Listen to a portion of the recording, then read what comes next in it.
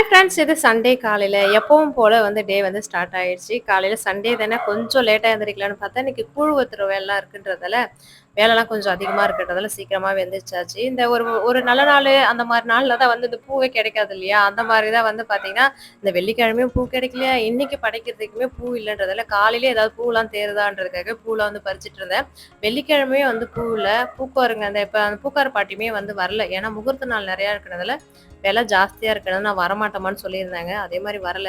ஏதாவது சரி இன்னைக்கு காலையில பூ பறிச்சு வச்சிடலான்றது இந்த அரளிப்பூவும், இந்த காக்கட்டான் கொஞ்சம், அந்த செம்பருத்தி பூலாம் வந்து பார்த்தீங்கன்னா, அந்த பூச்சி விழுந்து அப்படியே எதுவுமே வந்து பூக்கல. எல்லாமே குட்டி குட்டி பூவா வந்து பூக்குது. அதனால அதுலயுமே எதுவுமே இல்ல.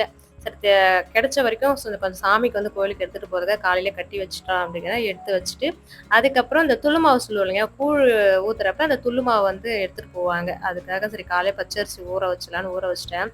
எங்க ஊர் சைட்ல அந்த ரேஷன் கடையில வந்து பார்த்தீங்கன்னா, ரேஷன்ல பச்சரிசியே வந்து போட மாட்றாங்க. இது கடையில தான் வாங்கிட்டு வந்து காலையில ஊற வச்சுட்டு, அதுக்கப்புறம் எந்த வேலையும் இல்ல. கூழ் ஊத்திட்டு, கூழ் தான் சாப்பாடுன்றதால, அப்படியே இந்த வேலைய தான் வந்து பார்த்துட்டே இருந்தேன்.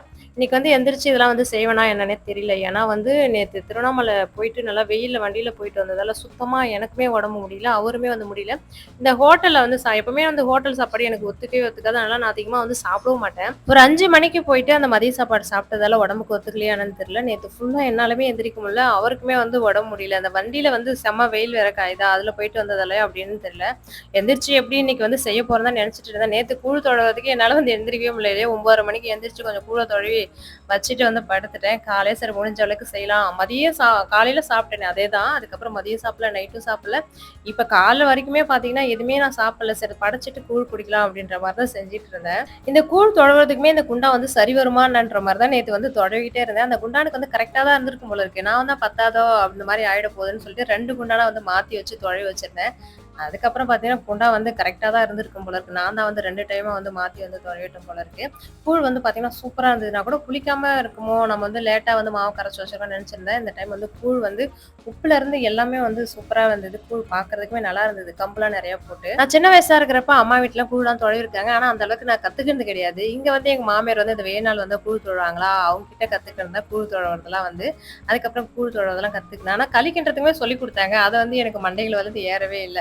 அதுக்கப்புறம் வீட்ல வந்து படைச்சுட்டு கூழ் சாப்பிட்டுட்டு, அதுக்கப்புறம் கோவிலுக்கு வந்து கிளம்பி போயிருந்தோம்.